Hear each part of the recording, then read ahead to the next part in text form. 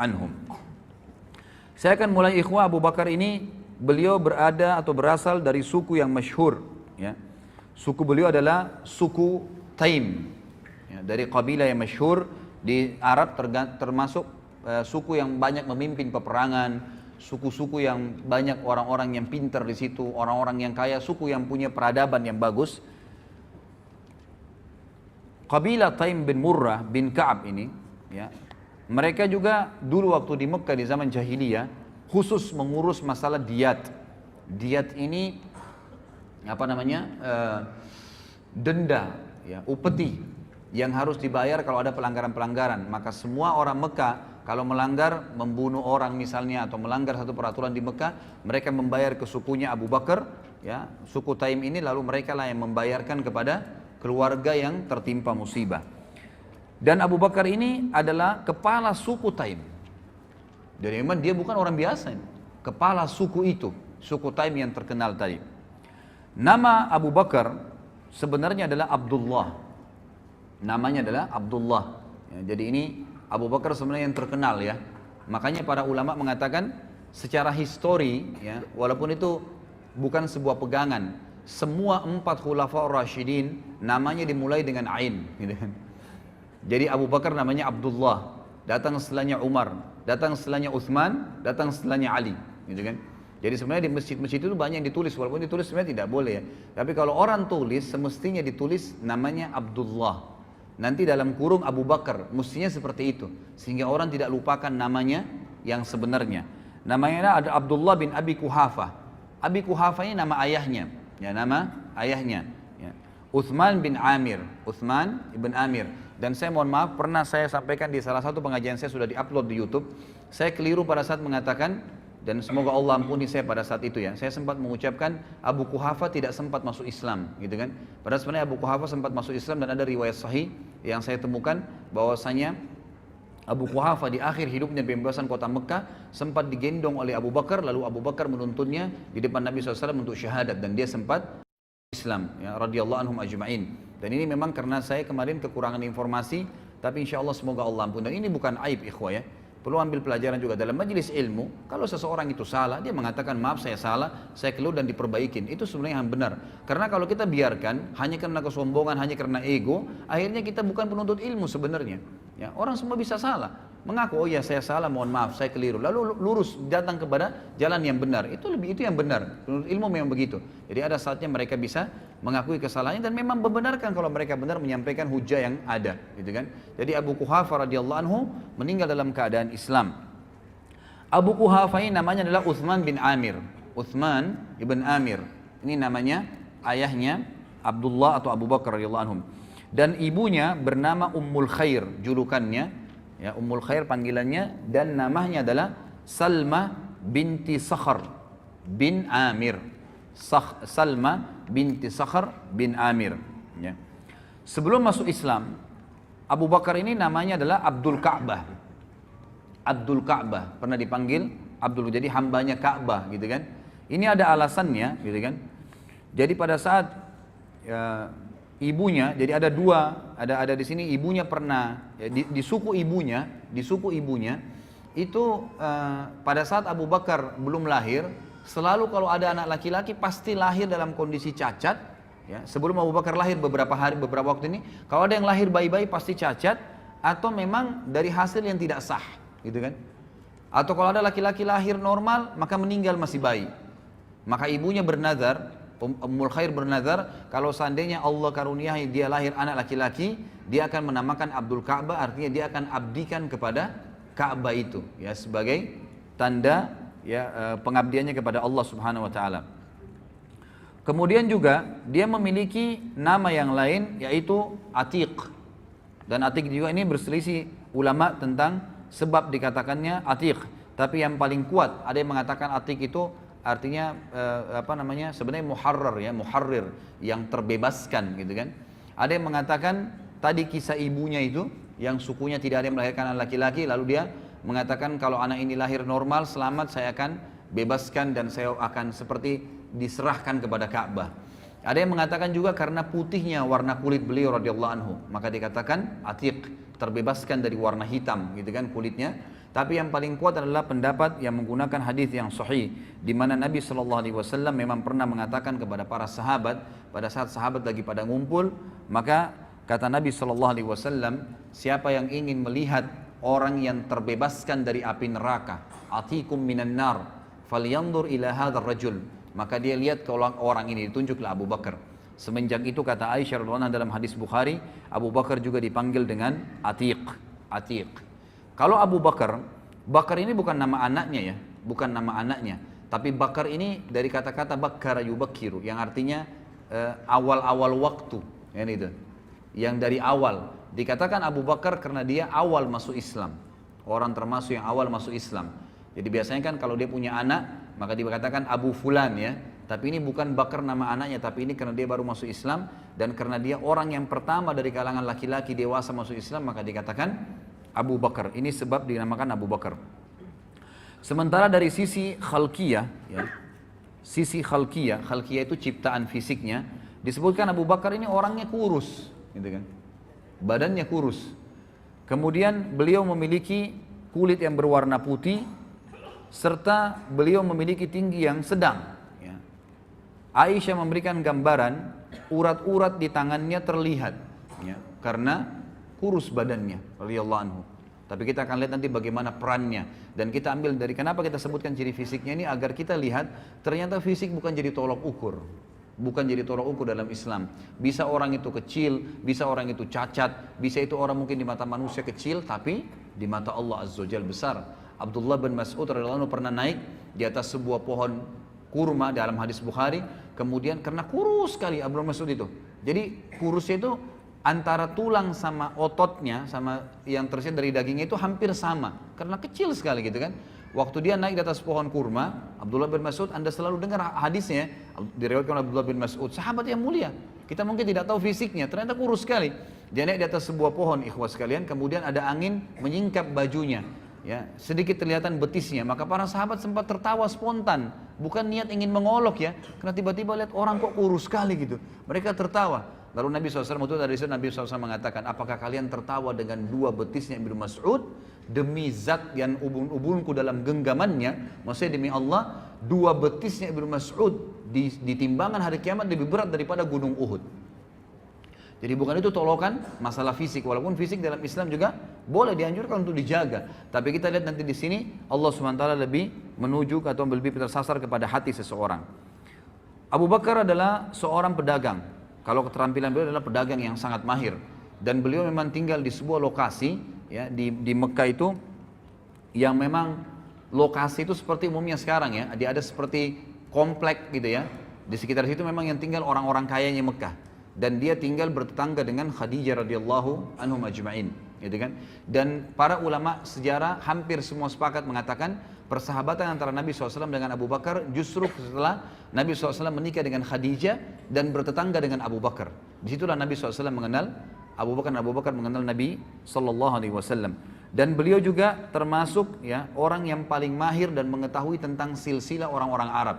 Jadi setiap orang kalau mau datang nanya, si fulan dari turunan mana, suku ini dari mana, beliau mengetahui semua, dan orang banyak bertanya kepada beliau di Mekah. Dan beliau juga adalah, tadi seperti saya katakan, kepala suku dari suku Taim, ya suku Taim. Sementara pernikahan beliau radhiyallahu anhu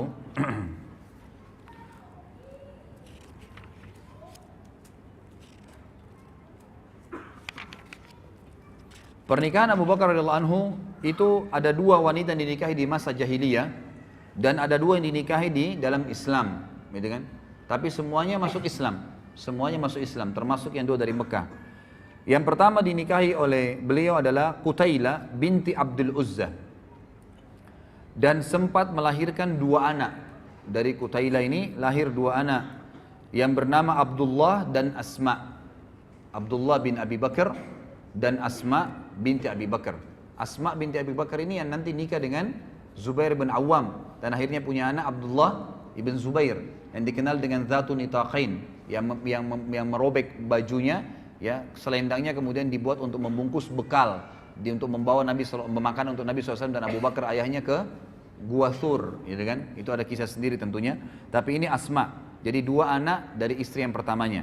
Kemudian beliau menikah setelah itu ya dengan Ummu Rauman binti Amir bin Uwaimir. Ya. Ummu Rauman ini melahirkan juga dua anak, Abdurrahman dan Aisyah. Jadi ini dari istri keduanya Abu Bakar radhiyallahu anhu. Dan Aisyah ini tentu kita sudah tahu ya, masuk Islam dari awal, kemudian juga menikah dengan Nabi SAW. Tapi Abdurrahman punya kisah sendiri. Abdurrahman ini tidak langsung masuk Islam. Bahkan Abdurrahman sempat ikut bersama orang-orang Quraisy, gitu kan, di perang Badar. Di perang Badar. Dan pada saat dia masuk Islam setelah itu dia mengatakan pada ayahnya, wahai ayahku, waktu perang Badar saya tahu kau mencariku.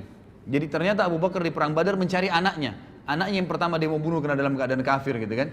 Lalu saya berusaha menghindar darimu karena saya tidak mau berhadapan denganmu. Kata Abu Bakar, demi Allah kalau kau berhadapan denganku, aku tidak akan berpaling dan aku akan membunuhmu dalam keadaan kafir. Luar biasa. Jadi tidak ada anak pun kalau kafir ya kafir, nggak ada ceritanya, gitu kan. Itu luar biasa bagi radhiyallahu anhum. Kemudian setelah masuk Islam di Madinah, beliau menikah dengan Habibah binti Kharijah. Habibah binti Kharijah ini waktu Abu Bakar hijrah ke Madinah, itu Nabi SAW mempersaudarakan antara Muhajirin dan Ansar kan. Nah Abu Bakar ini dipersaudarakan oleh Nabi SAW dengan Kharijah. Kharijah ini salah satu sahabat Nabi dari Ansar radhiyallahu anhu, gitu kan. Lalu ya Abu Bakar menikahi anaknya dia yang bernama Habibah. Dan Habibah ini memiliki anak satu dari Abu Bakar bernama Ummu Kalthum. Tapi Ummu Kalthum ini lahir pada saat Abu Bakar sudah meninggal dunia. Ya, jadi Habibah ini hidup bersama Abu Bakar sampai akhir masa khilafahnya. Kemudian istri yang dinikahi yang keempat adalah Asma binti Umais. Dan ini melahirkan anak satu bernama Muhammad.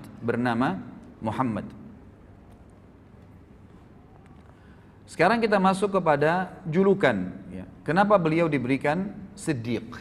Ya, apa sebabnya dapat julukan Siddiq? Ya.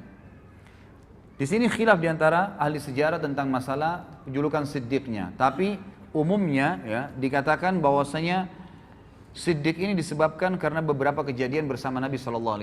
Yang pertama sekali adalah pada saat Nabi SAW mengajaknya masuk Islam, kemudian menceritakan kepadanya kisah Gua Hira, datangnya Jibril dalam poster asli sebagaimana dalam hadis Bukhari.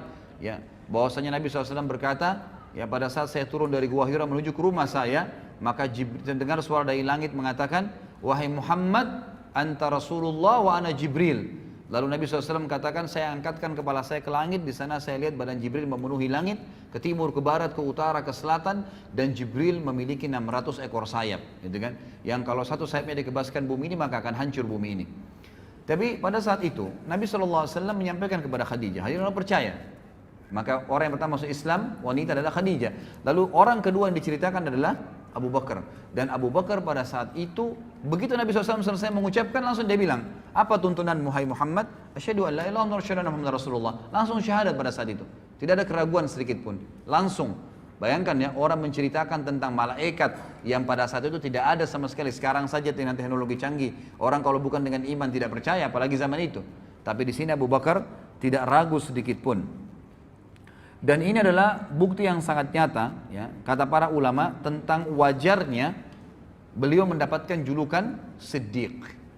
Karena Siddiq itu artinya adalah mempercayai informasi yang datang dari Allah dan Rasulnya, dan yang kedua mengamalkannya. Kita mulai misalnya dari poin pertama. Jadi ada dua bukti nyata Siddiq itu harus ada pada diri seseorang, mempercayai semua apa yang disampaikan oleh Allah dan Rasulnya, sebagaimana sabda Nabi SAW di dalam hadis yang sahih, ma da'autu ahadan ilal islami illa kanat indahu kabwa wa nazar wa taraddad illa ma kana min Abi Bakr bin Abi Kuhafa ma aqamah hina zakartuhu lahu wa ma taraddada fi.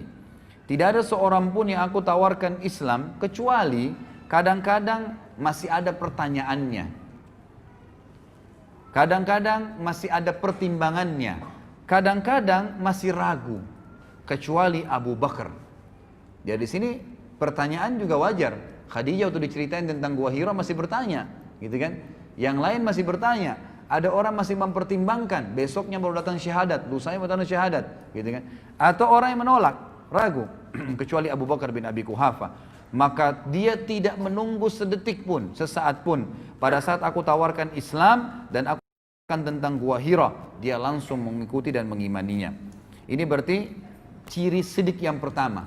Artinya kalau antum mau jadi orang siddiq, harus antum yakin Allah dan Rasulnya ada dan benar, serta itu jadikan patokan hidup. Yang kedua, ya, kata para ulama, patokan utama orang menjadi siddiq yang Abu Bakar tunjukkan adalah tadbiq al-haq wa nashrihi.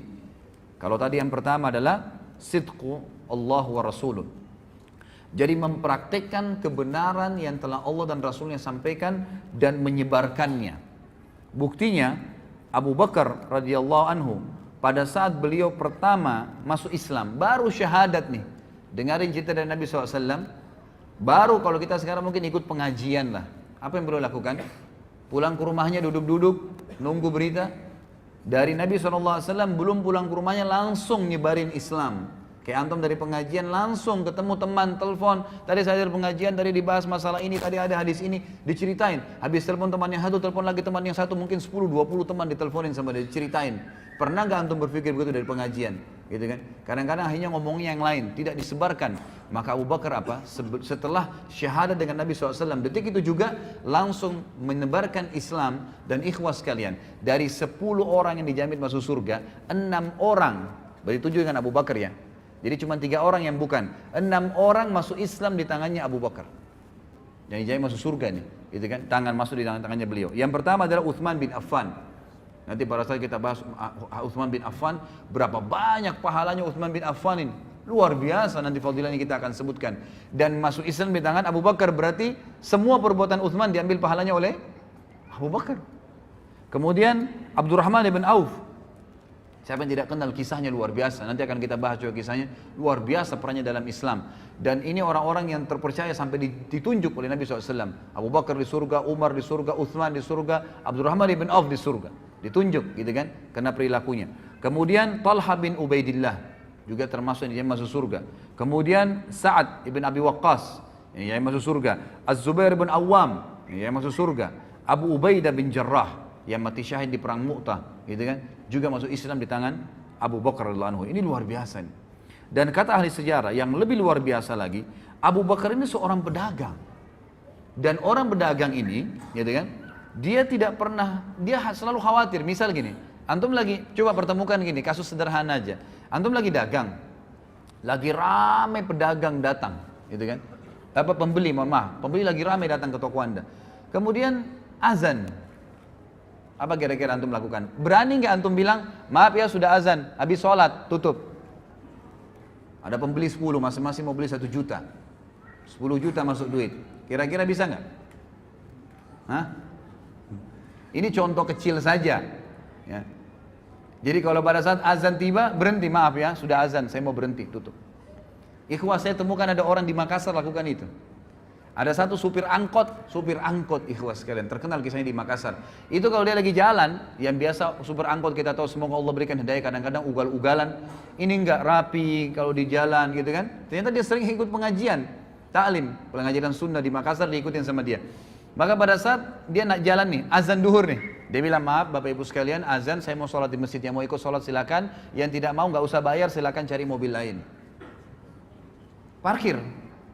Yang ikut sholat, dia dapat pahala orang yang sholat. Ada yang turun, mungkin ada yang ngoceh segala, dibiarin sama dia. Pokoknya sholat. Subhanallah, keluar dari masjid, penuh lagi mobilnya.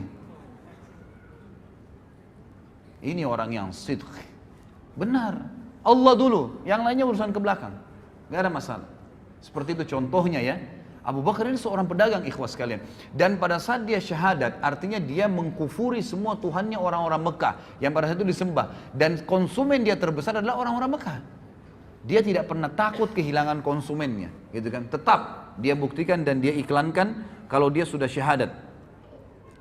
Kemudian juga Abu Bakar tidak pernah ragu dalam hal-hal menginfakkan hartanya di jalan Allah Subhanahu wa taala. Tidak pernah ragu sedikit pun. Dan nanti akan kita berikan banyak contoh-contoh di antara membebaskan budak-budak. Abu Bakar juga nanti akan punya berhubungan dengan masalah Isra Mi'raj. Abu Bakar juga punya ya dipukuli orang-orang Quraisy dan banyak sekali yang berhubungan dengan masalah halal yang kita jelaskan nanti. Baik, saya akan sebutkan sekarang ikhwah keutamaan Abu Bakar radhiyallahu anhu dan keunggulannya.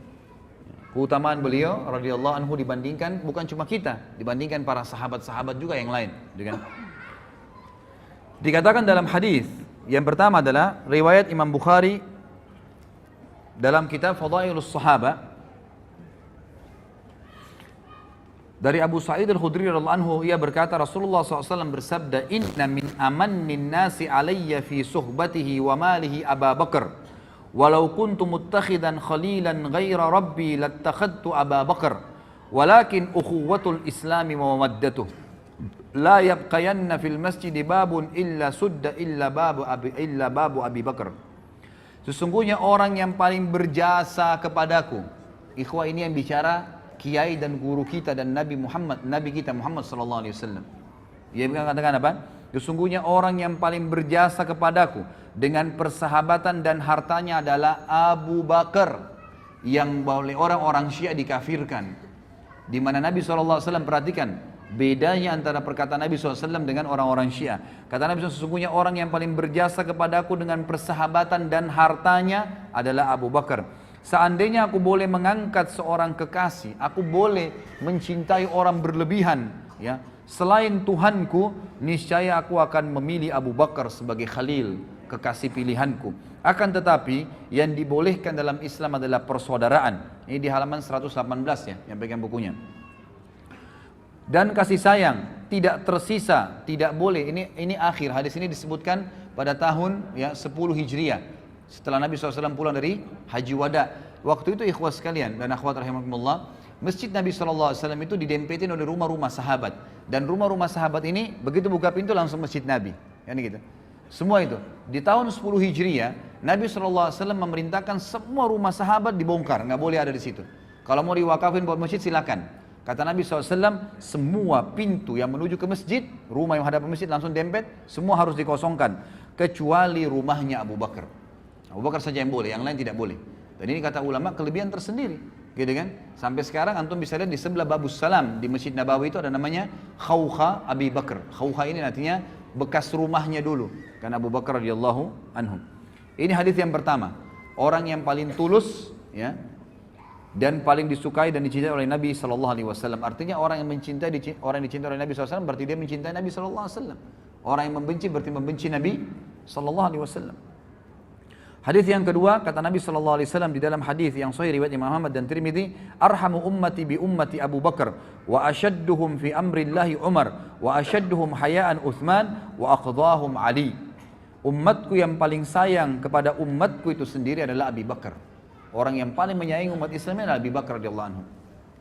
Kemudian orang yang paling kuat dalam mempertahankan agama Allah adalah Umar.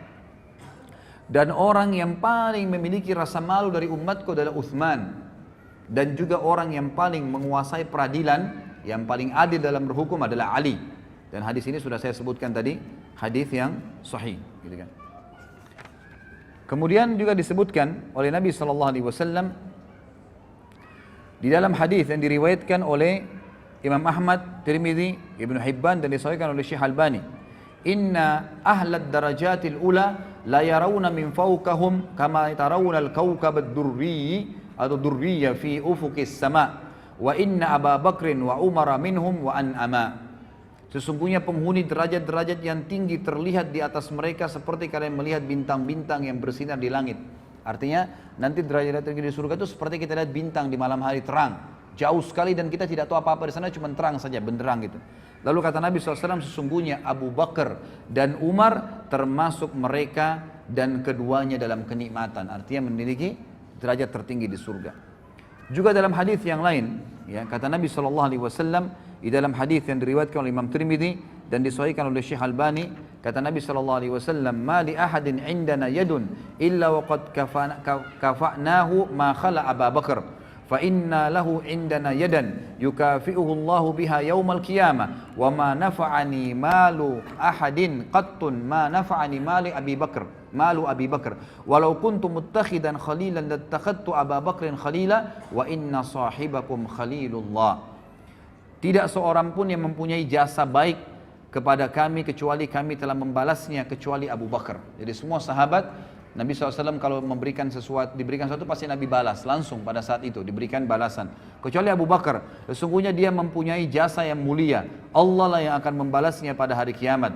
Aku tidak mengambil manfaat dari harta seseorang seperti aku mengambil manfaat dari harta Abu Bakar. Seandainya aku boleh mengangkat seorang khalil, kekasih, ya, niscaya aku menjadikan Abu Bakar sebagai khalil. Dan sesungguhnya sahabat kalian ini adalah khalilullah. Sesungguhnya sahabat kalian, maksudnya Nabi SAW ini, sesungguhnya saya, kata Nabi, adalah kekasihnya Allah Subhanahu wa ta'ala. Kemudian juga kata Nabi SAW di dalam hadis yang sahih diriwayatkan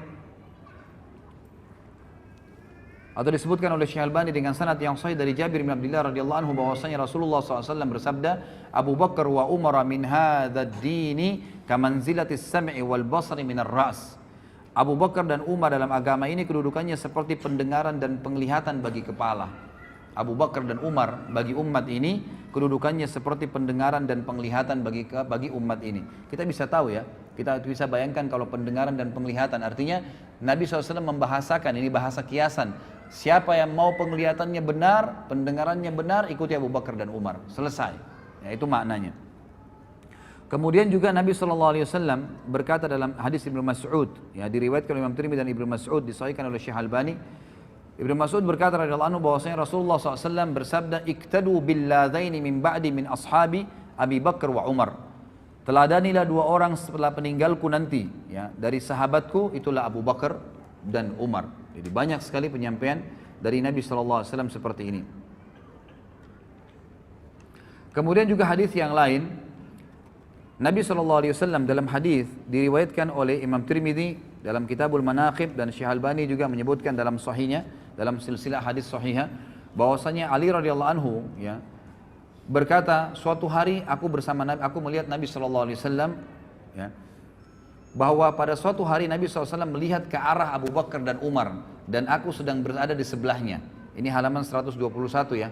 Maka beliau bersabda, Hadani, Nabi SAW bersabda dan Ali mendengarkan. Ali ini yang selalu ditokohkan satu-satunya oleh orang-orang Syiah. Kalau ahli sunnah menokohkan Ali dan semua sahabat radhiyallahu anhum ajma'in, gitu kan. Tapi ini bantahan terhadap mereka. Dalam hadis Tirmidzi dan hadis sahih, kata Nabi SAW, Ali mendengarkan, dan Ali radhiyallahu anhu meriwayatkan hadis ini berkata, pada saat Nabi melihat Abu Bakar berkata, Hadani sayyida kuhuli ahlil jannah minal awwalina wal akhirin illa nabiyyina wal mursalin la tukhbirhuma ya Ali. Dua orang ini adalah sayyid, hulu, orang-orang dewasa penduduk surga dari kalangan orang-orang terdahulu dan orang-orang yang akan datang kemudian, kecuali para nabi-nabi dan rasul. Artinya setelah nabi dan rasul, dari pengikut semua nabi-nabi sebelum Muhammad SAW, sahabat-sahabatnya Nabi Nuh, Nabi Lut, Nabi Isa, Nabi Musa, semua sahabat-sahabat mereka itu semua masih di bawahnya Abu Bakar dan Umar. Karena ini adalah di surga, ya, sebagai pemimpin seluruh penduduk surga dari kalangan orang terdahulu dan orang yang akan datang, kecuali para nabi-nabi dan rasul. Jangan katakan hal tersebut, hai Ali, kepada mereka berdua. Jadi Nabi SAW mengatakan kepada Ali agar tidak menyampaikan kepada Abu Bakar dan Umar. Allahu alam hikmahnya apa, tapi yang jelas seperti itu. Kemudian hadis yang lain riwayat Imam Tirmidzi dan disahihkan oleh Syekh Albani juga, Nabi SAW menjamin bagi Abu Bakar dan sahabat yang lain surga. Beliau bersabda, dari Abdurrahman ibn Auf, beliau mengatakan, aku mendengarkan Nabi SAW bersabda, Abu Bakar fil jannah, wa Umaru fil jannah, wa Uthmanu fil jannah, wa Aliyun fil jannah, wa Talhatu fil jannah, wa Zubairu fil jannah, wa Abdurrahman ibn Auf fil jannah, wa Sa'ad bin Abi Waqqas fil jannah, wa Sa'id bin Zaid fil jannah, wa Abu Ubaidah fil jannah. Abu Bakar di surga, Umar di surga, Uthman di surga, ini jaminan semua, ya. Ali di surga, Talha di surga, Zubair di surga, Abdurrahman ibn Auf di surga, Sa'ad bin Waqqas di surga, Sa'id bin Zaid di surga, dan Abu Ubaidah bin Jarrah di surga. Kemudian juga Nabi SAW telah bersabda kepada Abu Bakar, ya, dan ini disebutkan, diriwayatkan oleh Imam Tirmidzi dan dikatakan oleh beliau hadisnya hasan sahih. Abdullah bin Umar berkata radhiyallahu anhuma, ia berkata, sungguhnya Rasulullah SAW bersabda kepada Abu Bakar, anta sahibi alal haud wa sahibi fil ghar. Engkaulah adalah sahabatku di haud, di telaga nanti. Maksudnya orang yang paling pertama menemani Nabi SAW untuk menunggu umat Muhammad SAW, dan sahabatku di gua. Dan kata para ulama hadis, artinya Abu Bakar tanpa hisab dia sudah menunggu di haud bersama Nabi SAW. Kemudian pengarang buku Tuhfatul Ahwadhi yang terkenal ya, mengatakan sabda Nabi SAW, engkau adalah sahabatku di Haud, yakni telaga Al-Kautsar, dan sahabat kedua yang di gua Thur, tempat keduanya bersembunyi pada saat mereka hijrah ke Madinah. Pernah juga terjadi, disebutkan di dalam hadis di halaman 123, footnote nomor 26, diriwayatkan Imam Bukhari dan Abu Daud dan juga Imam Tirmidzi. Waktu Nabi SAW naik ke atas gunung Uhud, ya, kemudian bersama dengan Abu Bakar, Umar dan juga Uthman. Lalu goncanglah Uhud itu. Pada saat terjadi perang Uhud ya, Nabi SAW dan para sahabat berlindung di atas gunung Uhud. Ya. Kemudian goncang gunung Uhud, maka Nabi SAW menyentakkan kakinya sambil berkata, Uthbut Uhud, fa innama alaika nabiyyun wa siddiqun wa syahidan. Tenanglah wahai Uhud, di atasmu ada seorang nabi, seorang siddiq, Abu Bakar, dan dua orang yang syahid. Maksudnya Umar dan Uthman radhiyallahu anhum ajma'in. Tentu ini cukup banyak ya, cukup banyak hadis-hadis yang berhubungan dengan fadilah beliau radhiyallahu anhu, dan ini juga tidak bisa saya sebutkan semua, gitu kan. Yang jelas di sini kita bisa melihat atau mengambil bagaimana Abu Bakar itu punya kedudukan di mata Nabi sallallahu alaihi wasallam. Ada di antara riwayat yang saya pilihkan adalah pernah terjadi di dalam riwayat yang sahih. Ini disebutkan oleh Imam Bukhari di dalam bab Al-Fadail. Maksudnya Fadail Sahabat ya. Dari Abu Darda lalu berkata, aku sedang duduk bersama Nabi SAW, tiba-tiba Abu Bakar datang terpongo-pongo, ya, atau tergopo-gopo sambil memegang ujung kainnya, sampai lututnya sedikit terlihat. Maka Nabi SAW bersabda, sahabat kalian sedang menghadapi masalah penting. Yaitu Nabi SAW sedang duduk dengan sahabat-sahabat Nabi yang lain, tiba-tiba Abu Darda meriwayatkan, Abu Bakar datang dan tergopo-gopo, bergesa-gesa, sambil mengangkat bajunya karena buru-burunya gitu. Lalu Nabi SAW berkata, sahabat kalian, maksudnya Abu Bakar yang sedang datang ini lagi ada masalah. Maka Abu Bakar mengucapkan salam lalu berkata, ya Rasulullah, antara aku dengan Ibnu Khattab, maksudnya Umar bin Khattab, ya, terjadi sesuatu. Aku terlanjur mengucapkan kalimat yang seakan-akan menghinanya, gitu kan. Kemudian aku menyesal, aku memintanya untuk memaafkanku, namun dia tidak berkenan. Dan ini pelajaran lain ya, bahwasanya Abu Bakar juga punya salah. Bukan berarti tidak pernah salah sama sekali. Tapi Abu Bakar dengan siddiqnya, seperti yang saya ucapkan ikhwan, salah, oh iya maaf saya salah, maafin, lalu tinggalkan. Bukan berarti memelihara kesalahan itu. Lalu dia mengatakan, saya minta maaf kepada Umar, tapi Umar tidak berkenan memaafkan, maksudnya masih jengkel gitu ya. Maka aku datang ke sini, maka Rasulullah SAW bersabda dalam hadis Bukhari ini, yaghfirullahu laka ya Abu Bakar, pasti Allah sudah ampuni kamu wahai Abu Bakar. Nabi SAW mengulangi 3 kali kalimat tersebut. Kemudian Umar menyesal, dia datang ke rumah Abu Bakar dan bertanya, apakah Abu Bakar ada di sini? Keluarganya menjawab, tidak. Maka Umar datang kepada Nabi SAW, sementara wajah Nabi SAW berubah karena marah kepada Umar. Sampai-sampai Abu Bakar merasa kasihan kepada beliau, ya, kepada Nabi SAW, untuk apa marah gitu.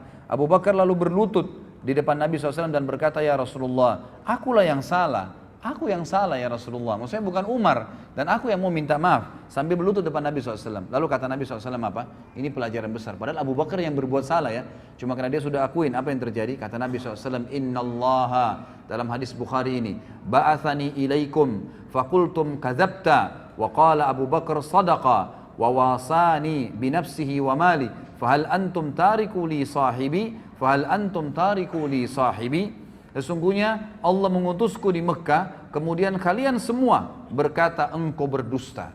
Termasuk Umar kan, pertama tidak mengimani Nabi SAW, mengikuti orang-orang Quraisy mengatakan Muhammad berbohong. Tetapi Abu Bakar berkata, dia benar. Abu Bakar membenarkannya. Abu Bakar telah membantuku dengan jiwa dan hartanya. Apakah kalian berkenan membiarkan dan memaafkan sahabatku untukku? Apakah kalian berkenan membiarkan sahabatku untukku? Maka setelah itu kata Abu Darda, tidak ada lagi orang yang berani menyakiti Abu Bakar. Tidak ada lagi orang yang berani menyakiti Abu Bakar. Kemudian yang tadi saya katakan ikhwah, ini sedikit saya tambahkan masalah masuk Islamnya Abi Quhafah. Riwayatnya disebutkan ya dengan sahih oleh Imam Ahmad dan Abu Ya'la dan Ibnu Hibban, dan disahihkan oleh Syekh Al-Albani dalam silsilah hadis sahihah. Melalui Muhammad bin Sirin ia berkata, Anas bin Malik ditanya tentang semir rambut Rasulullah SAW. ya, semir rambut Rasulullah SAW. Maka dia berkata, sesungguhnya Rasulullah SAW tidak tumbuh uban kecuali sedikit. Maksudnya Nabi tidak pernah menyemir rambutnya. Akan tetapi Abu Bakar dan Umar sepeninggal beliau telah mewarnai rambut keduanya dengan henna dan khatam. Maksudnya warna yang warnanya coklat kemerah-merahan. Anas berkata, Abu Bakar membawa ayahnya Abu Kuhafa kepada Rasulullah SAW pada hari pembebasan kota Mekah. Abu Bakar menggendongnya hingga dia meletakkannya di depan Rasulullah SAW. Maka Rasulullah SAW berkata kepada Abu Bakar, seandainya engkau membiarkan orang tuamu di rumah, niscaya kami akan datang kepadanya. Maksudnya Nabi SAW bilang kepada Abu Bakar, gak usah kamu repot-repot gendong ayahmu, kamu panggil saya akan datang Abu Bakar, gitu kan? Biarin di rumahnya. Hal itu beliau katakan untuk menghormati Abu Bakar sallallahu alaihi wasallam. Maka Abu Kuhafa masuk Islam sementara rambut dan jenggotnya putih seperti pohon, ya, di sini disebutkan taghamah, ya, sebuah pohon yang memang sering daunnya pun bunganya pun putih. Maka Rasulullah SAW bersabda, ubahlah keduanya, tetapi jangan dengan warna hitam. Jadi hadis ini sebenarnya menyebutkan tentang masalah bolehnya mewarnai selain putih ke warna selain hitam, boleh merah, boleh warna yang lain yang kira-kira tidak menyolok, tapi yang dipakai bukan Umar adalah henna. Henna ini warna coklat kemerah-merahan. Allahu alam, ini yang dibolehkan. Tapi di sini juga pelajaran besar, ternyata Abu Kuhafa telah masuk Islam, dan di sini juga perannya Abu Bakar dalam bersegera, ya, menyelamatkan kedua orang tuanya. Jadi ikhwah dan akhwat yang orang tuanya masih dalam keadaan kufur, jangan tunda, terus dakwain, terus doain, dan berusaha sampai Abu Bakar menggendong ayahnya yang sudah tua di hadapan Nabi SAW untuk syahadat. Kemudian juga Abu Bakar adalah orang yang paling dicintai, sebagaimana Amr bin As disebutkan dalam hadis riwayat Muslim dan Tirmidzi. Amr bin As ini sahabat Nabi yang terkenal sekali, ya, pakaiannya selalu bersih, tampan orangnya, selalu wibawa. Orang kalau lihat suka sekali Amr bin As, gitu kan? Dia yang ditunjuk oleh Umar bin Khattab menjadi membebaskan Mesir, Afrika, dan menjadi gubernur di Mesir, gitu. Amr bin As ini, saking setiap ketemu dengan Nabi SAW, ikhwah, selalu Nabi ajak ngomong, selalu ngobrol. Jadi Amr bin As ini mengira dialah orang yang paling dicintai. Dan ini termasuk bahasan dalam akhlak Nabi SAW. Nabi selalu bermuamalah dengan orang, siapapun sama semua, gitu, sama semua. Sampai orang itu mengira dia orang yang paling dicintai. Amr bin As dengan bangga berkata, ya Rasulullah, aku ingin bertanya pada anda, depan sahabat-sahabat yang lain nih. Dia pikir karena selama ini muamalahnya Nabi khusus gitu sama dia. Lalu dia bilang, siapa orang yang paling anda cintai ya Rasulullah? Kata Nabi SAW, Aisyah, ya, istrinya. Lalu kata sahabat, kata Amr bin As, bukan ya Rasulullah, laki-laki maksud saya, gitu kan? Langsung kata Nabi SAW, ayahnya, maksudnya Abu Bakar. Jadi di sini Amr bin As sempat terkagetkan, dia pikir dialah selama ini orang yang paling dicintai oleh Nabi SAW. Abu Bakar, ikhwah, satu-satunya orang yang mendapatkan jaminan akan masuk dari 8 pintu surga dan akan dipanggil namanya hari kiamat dan didengar oleh seluruh orang. Sebagaimana disebutkan di dalam hadis riwayat Imam Bukhari dan Muslim. Kata Nabi SAW dari Abu Hurairah radhiyallahu anhu, man anfaqa zawjaini min syai'in minal asya'i fi sabilillah du'iya min abwabil jannah. Ya Abdullah hadza khair. Wa man kana min ahli salati du'iya min babis salah. Wa man kana min ahli jihadi du'iya min babil jihad. Wa man kana min ahli sadaqah du'iya min babis sadaqah. Wa man kana min ahli siyami du'iya min babis siyam wa babir rayyan. Ya. Jadi di sini dikatakan barang siapa yang menginfakkan sepasang harta. Maksudnya di sini adalah dia menginfakkan dirham dan dinar, itu kan? Seperti itu, atau 2 hewan jantan dan betina. Dari segala sesuatu di jalan Allah, dia dipanggil dari pintu-pintu surga. Wahai hamba Allah, ini adalah kebaikan. Barang siapa yang termasuk orang-orang yang mendirikan solat, maka dia dipanggil dari pintu solat. Siapa yang berjihad, dipanggil dari pintu jihad. Siapa yang bersedekah, dipanggil dari pintu sedekah. Barang siapa yang termasuk, ya, orang-orang yang berpuasa, dipanggil dari pintu puasa. Dan itu namanya pintu rayyan. Ya. Artinya gini ikhwan, semua pintu itu nanti sesuai dengan amal-amal ibadahnya orang. Ada orang yang punya di setiap pintu istana, dia bisa datangin kapan saja kalau dia mengerjakan jenis-jenis ibadah ini. Kata Abu Bakar, ya Rasulullah, adakah orang yang dipanggil dari semua pintu itu, semua dia bisa dapat di surga? Enggak ada pintu yang tidak dipanggil, gitu kan? Maka kata Nabi SAW, ya, dan aku berharap engkaulah orangnya. Engkaulah orangnya. Jadi ini pernyataan yang jelas, ya, bagaimana Abu Bakar radhiyallahu anhu ditunjuk oleh Nabi SAW termasuk orang yang dipanggil dari 8 pintu tersebut. Ada banyak orang tidak menyadari, ikhwas sekalian, bahwasanya hidup, ya, yang paling baik adalah mencintai Nabi SAW. mencintai Nabi sallallahu alaihi wasallam. Dan tidak ada orang ikhwah yang mencintai Nabi SAW melebihi Abu Bakar. Tidak ada orang yang mencintai melebihi Abu Bakar. Ada kisah ikhwah panjang sekali, saya ringkaskan begini. Pada saat Abu Bakar, ya, pada saat Nabi SAW sedang tawaf, dan hadis ini disebutkan oleh Ibnu Hajar dalam Bidayah wan Nihayah, dan rawi-rawinya semua thiqat, dan Al-Haythami juga menyebutkan dalam Majma', dan juga rawi-rawinya semua dikatakan oleh Bazzar thiqat, dan Bazzar menukil riwayat ini sepanjang, selengkapnya semua, dan ini hadis sahih. Suatu hari Nabi SAW sedang tawaf di Ka'bah, kemudian tiba-tiba Nabi SAW dikeroyokin oleh orang-orang Quraisy. Pada saat dikeroyokin oleh orang-orang Quraisy, gitu kan, maka ada yang menarik baju Nabi SAW, ada yang mendorong Nabi SAW, ada yang berusaha memukul Nabi SAW, dikeroyokin, gitu kan. Dan tidak ada satu orang pun yang berani untuk membela Nabi SAW waktu itu. Sampai datangnya Abu Bakar, ya. Abu Bakar kebetulan waktu itu dikatakan adalah kepala suku Taim. Datang kemudian mendobrak orang-orang Quraisy tersebut. Dan Ali berkata, pada saat itu kami semua menyaksikan, ya, tidak ada seorang pun di antara kami yang berani membela Nabi SAW karena banyaknya orang-orang Quraisy yang mengurumuni Nabi SAW.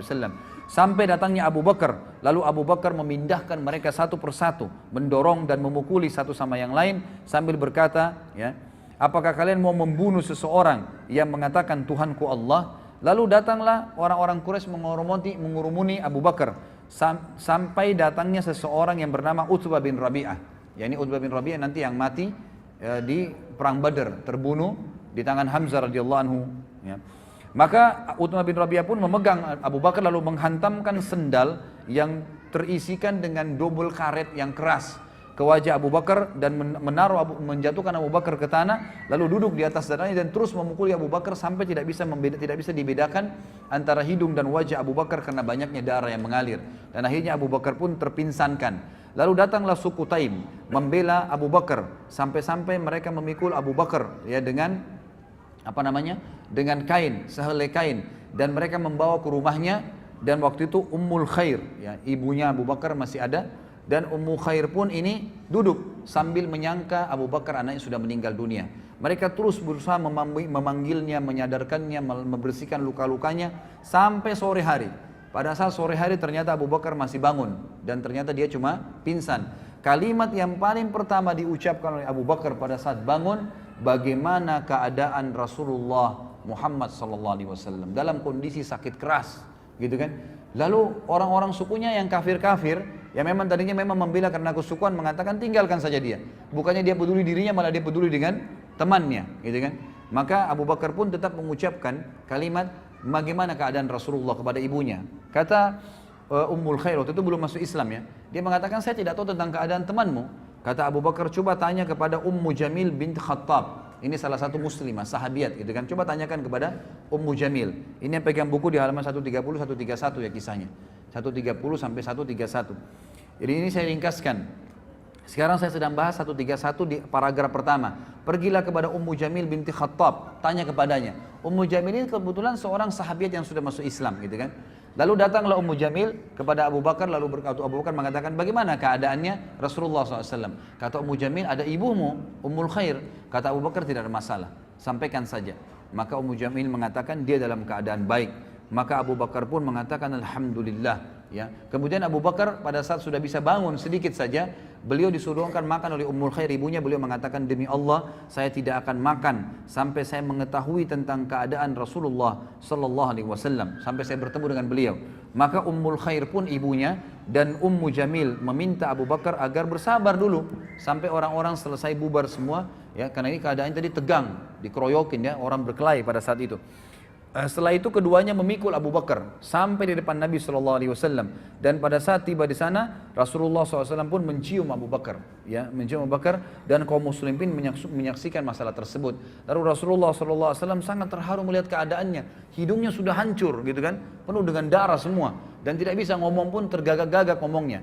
Lalu berkata, ya, Abu Bakar, tidak ada apa-apa ya Rasulullah, aku tidak apa-apa demi ibu dan ayahku tebusannya. Maksudnya ini biasa orang-orang Arab mengatakan begitu, maksudnya Anda lebih berani daripada ibu dan ayah saya. Itu bukan sumpah, ya, tapi perkataan santun diucapkan.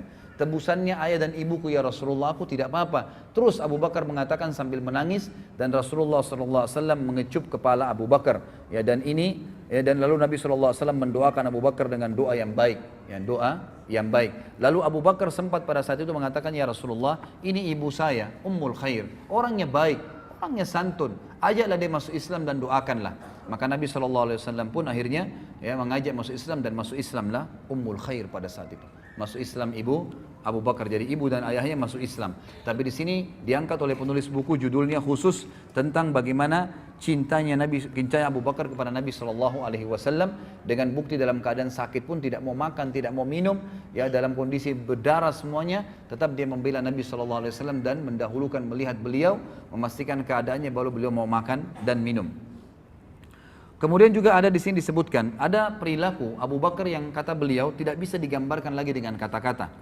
Disebutkan oleh Ali radhiyallahu anhu,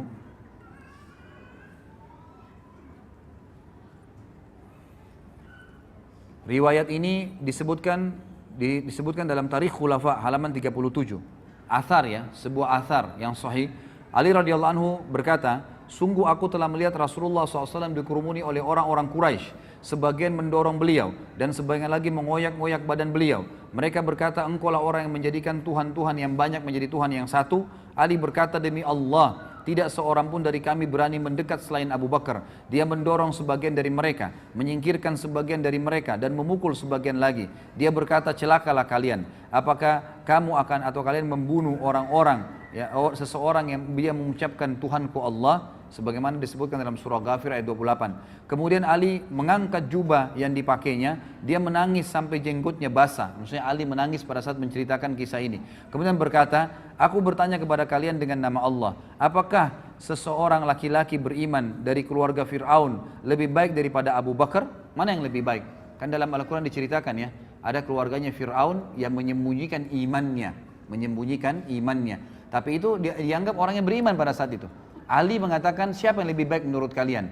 Yang disebutkan orang yang beriman dari keluarga Fir'aun yang menyembunyikan imannya atau Abu Bakar? Mereka terdiam, maka Ali berkata sambil menangis, mengapa kalian tidak menjawabku? Demi Allah, satu saat maksudnya kalau kita sekarang sedetik saja, dari Abu Bakar lebih baik daripada 1000 waktu-waktu atau saat dari laki-laki yang beriman dari keluarga Fir'aun. Laki-laki itu menyembunyikan imannya, sementara Abu Bakar mengumumkan imannya. Abdullah bin Umar juga berkata, pada saat Nabi SAW sedang berada di halaman Ka'bah, Uqbah bin Abi Mu'aid datang lalu mencengkeram pundak Rasulullah SAW dan melilitkan kainnya di leher Rasulullah SAW. Dia mencekik beliau dengan kuat, maka datanglah Abu Bakar, dia mencengkeram pundak Uqbah dan menyingkirkannya dari Rasulullah SAW sambil berkata, dan ini turun menjadi ayat. Perkataan Abu Bakar turun menjadi ayat. Surah Ghafir ayat 28, A'udzu billahi minasyaitonir rajim, ataqtuluna rajulan ay yaqula rabbi Allah wa qad ja'akum bil bayyinati min rabbikum. Apakah kalian mau membunuh seorang laki-laki yang berkata Rabbku adalah Allah, padahal sungguh dia telah datang kepadamu dengan bukti-bukti yang nyata dari Rabb kalian. Di sini juga penulis mengatakan tidak pantas bagiku membuka rahasia Rasulullah SAW. Jadi ada sebuah kasus terjadi waktu Hafsah binti Umar. Tahu Hafsah siapa ya? Siapa Hafsah? Hah? Siapa? Istri Umar. Istri Rasulullah SAW, anaknya Umar. Ya. Hafsah binti Umar, salah satu ummahatil mu'minin, itu janda dia. Waktu suaminya meninggal, namanya Khunais ibn Huzafa As-Sahmi. Ini salah satu sahabat yang mulia dari Madinah ya, yang meninggal dunia, wafat di Madinah pada saat itu. Dia dari Mekah tapi meninggal di Madinah. Lalu Umar berkata, mohon maaf tadi sebelumnya riwayat yang saya katakan kisah tentang Abdullah bin Umar menceritakan itu, turunnya surah Ghafir ayat 28 itu footnote-nya diriwayatkan Imam Bukhari ya. Kemudian yang sekarang ini adalah kisah Hafsah binti Umar. Waktu meninggal suaminya, Khunais bin Huzafa As-Sahmi, maka Umar berkata, aku menemui Uthman bin Affan dan aku menawarkan kepadanya untuk menikahi Hafsah. Dan dia menjawab, aku akan fikirkan. Beberapa malam kemudian Uthman datang menemuiku dan berkata, saat ini aku belum niat untuk menikah lagi. Jadi di sini kita ambil pelajaran ikhwah, Umar bin Khattab nanti kita bahas di masa hidupnya beliau. Beliau juga sangat faham dan beliau menjalankan bahwasanya orang soleh itu, kesolehannya bisa terwariskan kepada anak turunannya. Ya, jadi bisa mewariskan kepada anak keturunannya. Dan ini dilakukan, ini difahami oleh para sahabat sehingga mereka saling menikahkan satu sama yang lain. Umar menikahkan nanti anaknya dengan Nabi SAW. Abu Bakar menikahkan anaknya dengan Nabi SAW, gitu kan? Kemudian Umar menikahi anaknya Ali. Ali dinikahkan dengan anaknya Nabi SAW, dan seperti itu. Uthman menikah dengan kedua anak perempuan Nabi SAW. Jadi memang ini menikahkan anak perempuan dengan orang saleh, ini satu hal yang luar biasa dalam agama, harus difahamin. Waktu Hafsah jadi janda, selesai masa iddahnya, Umar sudah keliling. Dan Umar bukan datang kepada anak-anak muda. Waktu itu Hafsah, kata ahli sejarah, masih muda. Umurnya masih ya mungkin 20-an tahun, 22 tahun, masih muda. Umar bin Khattab bukan cari anak-anak bujang, anak-anak muda dari sahabat. Didatangi Uthman bin Affan yang waktu itu sudah punya istri, gitu kan, dan sudah punya anak, dan memang dia sudah berumur, tapi datangi. Kenapa? Karena kesolehannya Uthman. Dan Uthman menolak waktu itu, mengatakan saya tidak punya hajat. Lalu Umar pun berkata, aku mendatangi Abu Bakar As-Siddiq. Lalu aku berkata, jika engkau berkenan, aku akan menikahkan kamu dengan Hafsah. Dan ini juga riwayat ini menjelaskan ikhwah, riwayat ini hadis sahih ya. Ini diriwayatkan, ini disebutkan di dalam Sahih Bukhari ya. Imam Bukhari dilihat di footnote nomor 41 ayat halaman 134 ya. Di sini ulama mengatakan bukan aib seorang ayah menawarkan anak perempuannya kepada orang saleh, gitu kan? Itu bukan aib. Sebagaimana bukan aib juga seorang muslimah mukminah menawarkan dirinya kepada orang yang mukmin, tapi dengan cara-cara syar'i. Sebagaimana wanita mukmin yang menawarkan dirinya kepada Nabi sallallahu alaihi wasallam. Karena memang mengejar iman itu satu poin yang penting ya. Satu poin yang penting. Jadi itu boleh kita kejar. Jangan terbalik. Kita sekarang mengejar orang-orang malah yang rusak. Ya, mohon maaf, yang tiap hari telanjang, tiap hari dipegang oleh laki-laki, itu yang dikejar oleh laki-laki kita sekarang. Dianggap karena ini cantik, ini segalanya dan seterusnya. Seakan-akan orang mukmin tidak ada yang cantik. Ini keliru. Ya kan gitu. Ini pemahaman yang keliru. Dari sini kita bisa lihat bagaimana boleh seorang mengejar iman dari orang yang lain. Maka Abu Bakar pun, kata Umar, terdiam. Dan aku ya lebih baik menerima perkataan jawaban dari Abu Bakar daripada Abu Bakar diam. Maka saya pun merasa tersinggung Umar waktu itu. Kenapa kok diam? Minimal seperti Uthman mengatakan saya nggak bisa misalnya gitu kan. Tapi dia diam. Lalu beberapa malam kemudian ternyata datanglah lamaran Nabi SAW kepada Hafsah.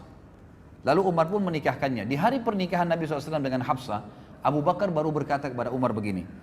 Apakah kamu tahu, wahai Umar, bukankah kau sudah tawarkan Hafsah kepada saya? Kata Umar, benar. Apakah kamu tahu kenapa saya diam? Kata Umar, tidak. Kata Abu Bakar apa? Yang menghalangiku untuk memberikan jawaban kepadamu atas permintaanmu itu adalah karena aku mengetahui bahwasanya Rasulullah SAW telah menyebut nama Hafsah. Tidak pantas bagiku membuka rahasia Rasulullah SAW. Seandainya Rasulullah SAW tidak berkenan, niscaya aku yang akan menerima tawaranmu. Jadi di sini jelas Abu Bakar radhiyallahu anhu bukan tidak mau menikahi Hafsah, tapi tidak mau mendahului Nabi SAW karena Nabi sempat menyebutkan namanya Hafsah pada saat meninggal. Nabi tidak bilang saya akan nikahi Hafsah, tidak. Cuma mengatakan Hafsah kesihan, meninggal suaminya. Maka Nabi SAW, maka Abu Bakar tidak mau mendahului Nabi SAW. Kalau Nabi tidak nikahi, barulah dia nikahi. Kita lihat kemudian bab yang lain ikhwah sekalian adalah infak Abu Bakar di jalan Allah Subhanahu wa taala. Mungkin mohon maaf kalau ikhwah tidak keberatan dan akhwat, kalau seandainya azan duhur nanti ya dan Anda tidak buru-buru, kita lanjutkan setelah sholat duhur ya, karena memang ini masih ada beberapa poin-poin.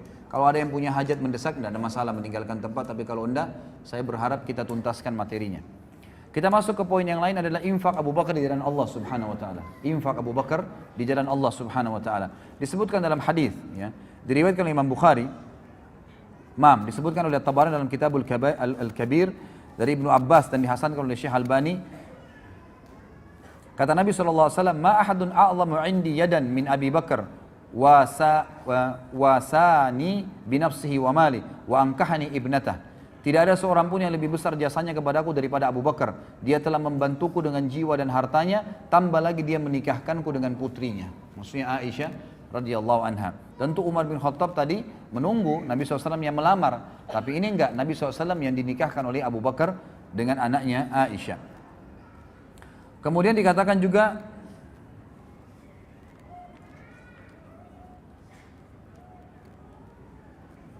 firman Allah Subhanahu wa taala di dalam surah Al-Lail ayat 17 sampai 21 disepakati oleh para ulama, mayoritas ahli tafsir, ya, sebagaimana Imam Qurtubi menukilnya, mengatakan ayat ini turun kepada Abu Bakar radhiyallahu anhu dan ini merupakan keutamaan untuk beliau. Turun firman Allah Al-Lail 17 sampai 21 bunyinya a'udzubillahi minasyaitonirrajim wa sayujannabuhal atqa alladhi yu'ti malahu yatazakka wa ma li ahadin 'indahu min ni'matin tujza illa ibtigha'a wajhi rabbihil a'la wa la sawfa yarda. Dan akan dijauhkan darinya neraka. Maksudnya Abu Bakar khusus sendiri, orang yang paling bertakwa di kalangan sahabat Muhammad yang menginfakkan hartanya jalan Allah untuk membersihkan dirinya dan tidak ada seorang pun memberikan suatu nikmat pahalanya yang harus dibalasnya, tapi dia memberikan semata-mata karena mencari wajah Allah yang maha tinggi dan niscaya kelak dia pasti akan mendapatkan kesenangan atas balasan tersebut. Umar bin Khattab juga mengatakan di dalam hadis riwayat Abu Daud di halaman 137 bahwasanya pada saat Nabi SAW memerintahkan sedekah, maka aku mengumpulkan hartaku dan hari ini dia berkata aku coba mendahului Abu Bakar karena selama ini Abu Bakar selalu mendahuluiku, maka aku pun membawa setengah hartaku. Pada saat aku tiba di sisi Nabi SAW, aku menemukan Abu Bakar sudah datang, gitu kan? Lalu aku mengatakan, ya Rasulullah, ini setengah hartaku, aku infakkan di jalan Allah. Kata Nabi SAW, baik yang kamu lakukan, tapi Abu Bakar telah mengalahkanmu. Maka Umar berkata, apa yang Abu Bakar keluarkan ya Rasulullah? Kata Nabi SAW, Abu Bakar membawa seluruh hartanya. Lalu Umar berkata, apa yang ditinggalkan untuk keluarganya? Ya. Kata Nabi SAW, dia telah menjawabku dan mengatakan, aku meninggalkan Allah dan Rasulnya. Ya, dari riwayat ini menjelaskan Abu Bakar itu kalau berinfak tidak pernah menghitung-hitung ya. Dalam arti kata apa yang sedang ada di tangan. Misal gini, antum lagi datang penawaran untuk bantuan. Ini cirinya Abu Bakar ya. Misal kita mau nyumbang sesuatu. Pada saat datang permintaan, ya, misalnya fakir miskin minta sesuatu, tolong bantu saya belum makan, saya butuh 10.000 rupiah, bisa disebutin. Maka 10.000 itu dikasih langsung. Begitu cirinya. Jadi apa yang dia miliki dikasih semua. Pada saat itu bukan diambil semua yang dia miliki dan dia tabung pun tidak.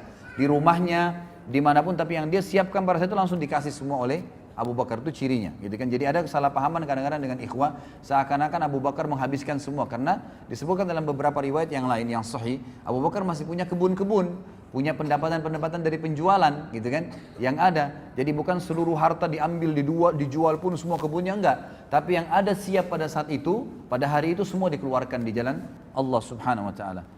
Abu Bakar juga dinafikan oleh Nabi SAW dari beliau, ya, kesombongan, dan dipastikan beliau tidak sombong dalam hidupnya. Sebagaimana kita sudah jelas hadis ya yang sahih, dan hadis ini diriwayatkan Imam Bukhari. Abdullah bin Umar berkata radhiyallahu anhu bahwasanya Rasulullah SAW bersabda, man jarra thawbahu khuyala lam yandurillahu ilaihi yaumal qiyamah. Siapa yang menjulurkan pakaiannya karena sombong, niscaya Allah tidak akan melihat kepadanya pada hari kiamat. Lalu Abu Bakar berkata, wahai Rasulullah, kadang-kadang saya kalau lagi sholat ya, atau saya lagi jalan, maka baju saya melorot, sarung saya ya, pakaian bawah saya melorot karena kurusnya beliau radhiyallahu anhu. Maka Nabi SAW mengatakan, memastikan innaka lasta tasna'u dzalika khuyala. Sesungguhnya engkau tidak termasuk orang yang melakukan karena kesombongan. Jadi dalil ini memang sahih riwayat Bukhari, tapi banyak orang salah faham ikhwah dan akhwat sekalian.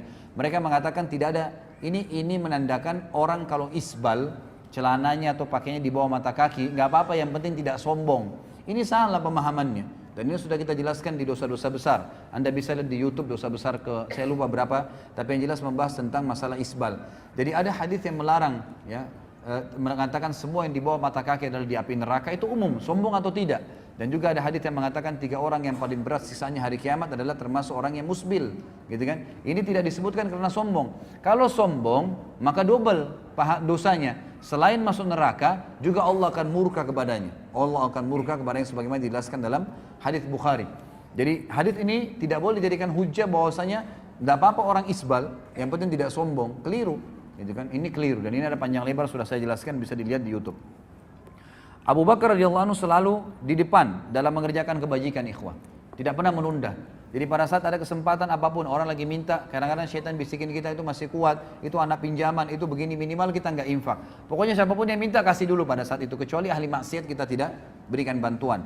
Di dalam hadis yang sahih disebutkan perilaku Abu Bakar yang sangat mulia. Diriwayatkan Imam Bukhari, kata Nabi SAW, saya langsung baca terjemahannya saja karena melihat waktu. Siapa di antara kalian yang berpuasa pada hari ini? Jadi selesai ya. Pada saat itu sebagian ulama mengatakan sholat subuh, ya pada saat sholat subuh. Bayangkan ya selesai sholat subuh ini terjadi, gitu kan. Kata Nabi SAW, siapa yang berpuasa pada hari ini? Abu Bakar berkata, saya. Nabi SAW bertanya, siapa ya di antara kalian yang mengantar jenazah hari ini? Abu Bakar menjawab, saya. Jadi ternyata Abu Bakar sebelum ke masjid ada jenazah yang dimakamkan sahabat dan dia menghadirinya. Kalau Nabi SAW berkata, siapa di antara kalian yang memberi makan orang miskin hari ini? Abu Bakar menjawab, saya. Ternyata pada saat menuju ke masjid ada fakir miskin lalu diberikan makanan oleh Abu Bakar. Lalu Nabi SAW, siapa di antara kalian yang menjenguk orang sakit hari ini? Abu Bakar menjawab, saya. Ternyata ya ada sahabat juga yang lagi sakit sementara menuju ke masjid, Abu Bakar mampir sebentar lalu menuju ke masjid. Jadi ini dilakukan semua sebelum sholat subuh, gitu kan? Yang luar biasa. Maka Rasulullah SAW bersabda, semua itu tidak berkumpul pada seseorang kecuali pasti dia masuk ke dalam surga. Kecuali pasti dia masuk ke dalam surga. Baik, kita tutup ikhwas sekalian sebelum duhur ini dengan peran Abu Bakar dalam masalah Isra dan Mi'raj. Ini kisah yang luar biasa. Baik ikhwas sekalian, dalam banyak riwayat dan saya sengaja membawa ada juga Sahih Tafsir Ibnu Katsir. Buku ini juga saya sarankan ikhwan untuk dimiliki, sama penerbitnya Ibnu Katsir. Buku kita yang kita bahas ini, penerbit Ibnu Katsir ini juga penerbit Ibnu Katsir ini Sahih Ibnu Katsir. Jadi riwayat-riwayat yang lemah, yang tidak benar mungkin sudah dikeluarkan. Jadi ini sahihnya saja. Di sini Anda bisa baca tentang tafsir surah Al-Isra ayat 1. Dan ini banyak sekali ikhwas sekalian yang tidak faham, bahkan menukil kisah yang tidak benar. Seakan-akan mengatakan bahwasanya riwayat yang mengatakan ya Nabi SAW ketemu dengan Nabi Musa AS di langit itu, kemudian Nabi Musa suruh kembali lagi menghadap kepada Allah lalu diringankan dari 50 waktu sholat ke 50 waktu. Ini adalah Israiliyat. Ini tidak benar. Di sini disebutkan riwayat siapa? Riwayat Imam Ahmad, riwayat Imam Muslim. Hadisnya hadis sahih semuanya, gitu kan? Termasuk waktu Nabi SAW sholat di Masjid Aqsa dan beliau menjadi imam. Dan beliau mengatakan saya menjadi imam dan mengimami semua nabi-nabi pada saat itu. Bahkan ada riwayat Bukhari menjelaskan Nabi SAW selesai sholat dikatakan oleh kepadanya, wahai Muhammad, inilah Malik penjaga neraka. Hadir pada saat itu. Bagaimana Allahu alam. Tapi ini kejadian Isra dan Mi'raj. Baik ikhwas sekalian, kisahnya begini. Waktu Nabi SAW pulang dari Isra dan Mi'raj, beliau mengatakan, aku sempat duduk di depan Ka'bah, diikuti dengan perasaan ya masih ya terbawa dengan kejadian yang tadi malam, kejadian yang luar biasa nih. Maka yang terjadi ikhwas sekalian, kata Nabi SAW, lewat dari hadapan saya Abu Jahal. Lalu Abu Jahal berkata, wahai Muhammad, ada apa dengan kamu? Kamu seperti orang yang bingung. Kata Nabi SAW, tadi malam datang, saya telah diperjalankan ke Palestina. Ya, saya telah diperjalankan semalam. Kata Abu Jahal, kemana? Kata Nabi SAW, ke Palestina. Gitu kan? Lalu Nabi SAW ceritain, datang kepada saya Jibril membawa burak itu adalah kuda yang berwarna putih dan bersayap, dimanapun matanya mandangin sebuah tempat, kakinya sudah tiba di sana. Lalu kemudian saya tiba di Palestina, lalu kemudian saya masuk dan saya mengikat tali kekangan kuda burak tadi dan saya masuk ke dalam. Kemudian pada saat saya masuk ke dalam, gitu kan, kemudian saya temukan pada saat itu semua nabi-nabi berkumpul. Lalu kemudian saya masuk dan menjadi imam, mensolati mereka. Saya melihat Ibrahim, dan Ibrahim paling mirip seperti saudara kalian ini, maksudnya seperti beliau sallallahu alaihi wasallam. Dan saya melihat ya, Isa yang rambutnya basah seakan-akan baru keluar dari kamar mandi. Dan saya pun melihat Musa yang berkulit kehitam-hitaman dan badannya kekar serta berbulu, ya seperti dari suku, ada satu suku Arab, saya lupa namanya, tapi disebutkan sebuah suku negara Arab, dari Jazirah Arab. Kemudian Nabi SAW menceritakan semua. Setelah itu saya dimi'rajkan ke langit. Naik langit pertama, kisahnya panjang tentunya, ketemu dengan Nabi Adam. Kemudian langit kedua Yahya dan Isa. Kemudian langit ketiga bertemu dengan Idris. Langit keempat ketemu dengan Harun. Langit kelima ketemu dengan langit keempat dengan Yusuf. Langit kelima ketemu dengan Harun. Langit keenam ketemu dengan Musa. Langit ketujuh ketemu dengan Ibrahim alaihissalam. Lalu Nabi SAW ceritakan semua sampai Sidratul Muntaha. Kemudian saya diperlihatkan begitu indahnya Sidratul Muntaha, sangat luar biasa. Kata Nabi SAW dihiasi dengan perhiasan itu seperti permata yang besarnya seperti kuping-kuping gajah. Dan kemudian Allah Subhanahu wa taala membuat Jibril berubah menjadi poster aslinya sebagai malaikat. Kemudian Allah Subhanahu wa taala ya mendatangkan ya sesuatu ke Sidratul Muntaha yang membuat semuanya menjadi terlihat indah dan tidak bisa digambarkan dengan mata. Lalu kemudian saya melihat ya cahaya yang sangat terang di mana terdengar suara Allah Subhanahu wa taala yang mengatakan, Allah Azza wa Jalla berkata kepadaku, wahai Muhammad, perintahkanlah umatmu mengerjakan 50 waktu sholat. Lalu aku pun turun. Langit ketujuh ketemu dengan Ibrahim alaihissalam. Tentu ini ada kisah panjang ya. Ketemu dengan Nabi, sempat ngobrol. Setiap Nabi ini ngobrol Nabi SAW. Diberikan salam, didoakan. Begitu terus sampai langit ketujuh gitu kan. Tapi di sini kita ringkaskan cerita waktu dia pulang. Setelah mengambil perintah 5 waktu sholat. Langit ketujuh Ibrahim alaihissalam tidak bicara lagi. Langit ke-6 ketemu dengan Musa. Musa bertanya, wahai Muhammad, ya, apa yang Tuhan mau perintahkan? 50 waktu sholat. Kata Musa, umatmu tidak mampu.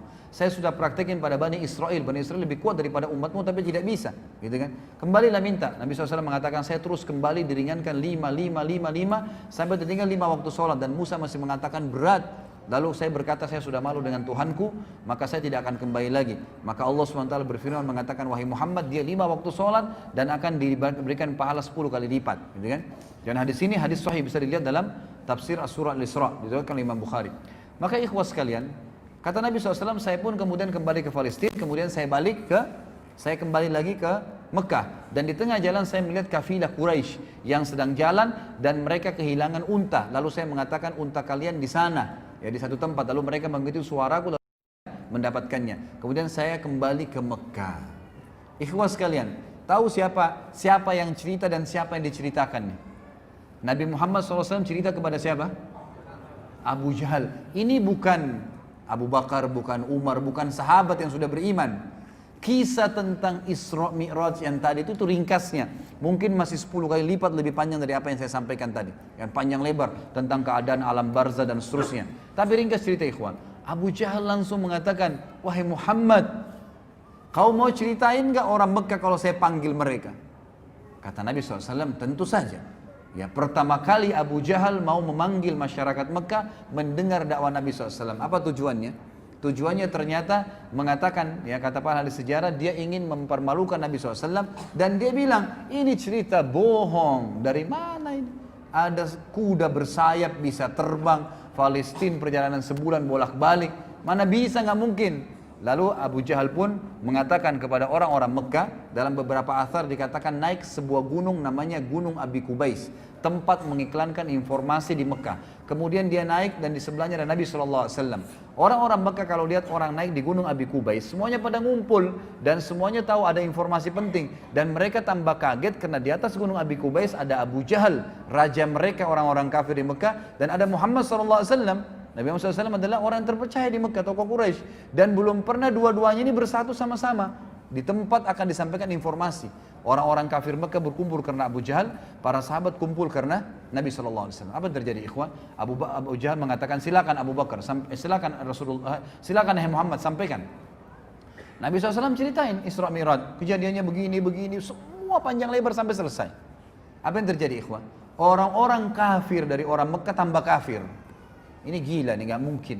Gimana caranya? Perjalanan Mekah Palestina sebulan ditempuh dalam satu malam pulang pergi? Gak mungkin. Itu satu bulan itu pergi ya, pulang pergi berarti 2 bulan. Itu tidak mungkin. Bagaimana caranya bisa ngomong ini gila, gak mungkin. Lalu sahabat-sahabat pun yang sudah beriman, itu mereka bimbang. Tapi ini Nabi, gak mungkin salah. Abu Jahal turun dari gunung Abi Kubais sambil ketawa mengatakan apa ikhwan? Ya. Sekarang agamanya Muhammad sudah habis. Sampai ke Darun Nadwa dia bilang kepada orang Quraisy, berita gembira wahai Quraisy, agamanya Muhammad sudah habis. Kata mereka, kenapa? Tuh lihat Muhammad di bawah gunung Abi Kubais dikerumunin orang. Dia berbuat cerita bohong. Ceritanya begini. Abu Jahal tidak sadar dengan hikmah Allah menceritakan Isra Mi'raj. Begini. Muhammad ceritain semua. Tinggal satu orang, kata Abu Jahal. Kalau satu orang ini kalian bisa rusak keyakinannya, maka agamanya Muhammad habis. Cari Abu Bakar. Abu Bakar waktu itu lagi di kebun kurmanya di luar kota Mekah. Maka datang mereka semua. Termasuk ada beberapa sahabat Nabi yang waktu lihat Abu Jahal jalan rame-rame dan mendengar pembicaraan itu ikut. Mau dengar juga. Abu Bakar bilang apa nih? Orang lagi pada bimbang pada saat itu. Informasi yang tidak ada teknologi bisa sampai begitu luar biasanya gitu. Maka sampailah pada saat itu di depan kebun di depan kebun Abu Bakar. Abu Jahal bilang begini, wahai Abu Bakar keluarlah. Abu Bakar keluar, lihat orang-orang pada ngumpul. Dan pertama kali orang-orang kafir Quraisy dengan tokoh-tokohnya semua berjalan dengan sahabat-sahabat. Tidak pernah terjadi. Langsung kata Abu Bakar, ada apa Abu Jahal? Abu Jahal bilang, teman Muhammad sudah gila. Masa dia cerita begini, cerita tentang Isra Mi'raj. Sedangkan dia ke Palestina saja perjalanan sebulan ditempuh semalam, tidak masuk di akal saya. Apalagi dia sholat bersama Nabi-Nabi, apalagi dia naik ke langit, ketemu Tuhannya itu lebih saya nggak percaya. Apa kata Abu Bakar? Ada 2 riwayat. Riwayat yang sahih sebenarnya menyebutkan begini. Wahai Quraisy, Kalau Muhammad ucapkan itu, pastikan jawaban dari saya, dia pasti benar. Nggak mungkin salah, gitu kan? Baik, sebentar kita azannya. Dia pasti benar. Lalu kemudian ya berkata dalam riwayat yang lain, ya riwayat Bukhari juga kata Abu Bakar, kalau aku, hai Quraisy, kalau Muhammad ucapkan dia pasti benar. Dan ditambah lagi dengan perkataan, dia telah mengucapkan kepada saya hal-hal yang dia katakan datang dari langit, turun dari langit. Saya sudah yakini, apalagi kalau cuma sekedar dia naik, sama saja. Turun dengan naik sama saja, apa bedanya? Kalau dia turun dari langit saya percaya, apalagi kalau naik, gitu kan? Tapi ada sebuah athar yang luar biasa, ikhwan. Apa kata Abu Bakar? Wahai Quraisy, kalau di depan mata saya ada sebuah tembok warnanya putih terang, dan Abu Bakar mengatakan, tidak wahai Muhammad, tidak wahai Abu Bakar, itu hitam. Maka saya akan bohongkan mata saya dan saya katakan, oh iya, mata saya yang salah, hitam. Apa yang terjadi, ikhwah? Abu Jahal teredam kekufurannya pada saat itu. Gak bisa buat apa-apa. Ternyata Abu Bakar yang dia ingin rusak keyakinannya, sudah mengatakan, kalau depan mata saya tembok putih terang, mata saya lihat putih. Muhammad bilang, enggak Abu Bakar, itu hitam. Oh iya, saya yang salah, hitam. Gitu. Jadi matanya pun dibohongkan. Ini luar biasa keyakinannya, gitu kan? Luar biasa kejujuran dengan Nabi SAW. Lalu Abu Bakar tahu ini ada masalah. Dia berkata kepada para sahabat, di mana Rasulullah SAW? Oh, Rasulullah di bawah gunung Abi Kubais, dikerumunin orang. Abu Bakar segera datang dari jauh teriak, ya Rasulullah, ya Rasulullah, sengaja teriak-teriak gitu.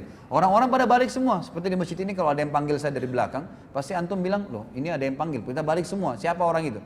Jadi Abu Bakar sengaja, dan orang-orang dengar nih, pada saat Abu Bakar sambil jalan mendekati Nabi SAW, beliau mengatakan, Abu Jahal telah cerita kepada saya, lalu Abu Bakar menceritakan Isra Mi'raj lengkap.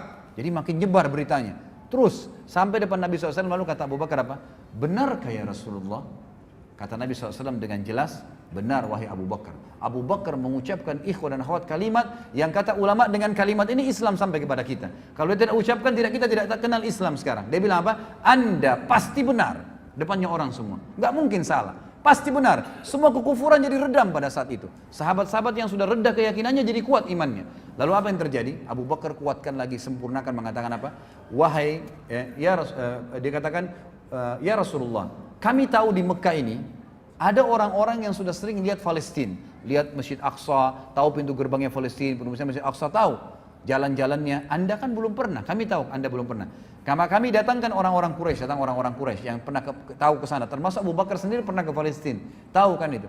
Ya Rasulullah, ceritakan buat kami. Lalu Abu Bakar sempat berkata kepada mereka, wahai Quraisy, Muhammad akan ceritakan tentang Palestina dan Masjid Aqsa. Kalau dia ucapkan seperti yang kalian tahu, berarti kalian harus meyakininya. Tapi kalau dia mengucapkan tidak seperti itu, maka kalian boleh membohonginya. Lalu Nabi SAW ceritain, kata Nabi SAW dalam hadis Bukhari, dibukakan oleh Allah Masjid Aqsa di hadapan mataku. Lalu aku ceritakan pintu gerbangnya, warnanya, jumlah tiang-tiangnya, jumlah jendelanya. Sampai mereka mengatakan, Muhammad benar, Muhammad benar, Muhammad benar. Nggak ada salahnya, semua diucapkan. Lalu Nabi SAW tutup, dan kita tutup dengan kisah ini, ikhwah. Nabi SAW mengatakan, wahai Quraisy, untuk meyakinkan lagi, kalau kalian ingin yakin tentang benar kejadian tersebut, sungguh waktu saya balik dari Mekah ke Palestina, ada kafilah kalian, ada beberapa ekor unta dan ada fulan, nama-nama orang Quraisy, dan mereka sempat kehilangan unta di tengah jalan. Saya sempat bilang unta kalian di lembah sana, mereka ke sana, mereka temukan unta tersebut, dan unta yang paling depan warna putih, di lehernya ada kain merah. 2 hari lagi sampai di Mekah.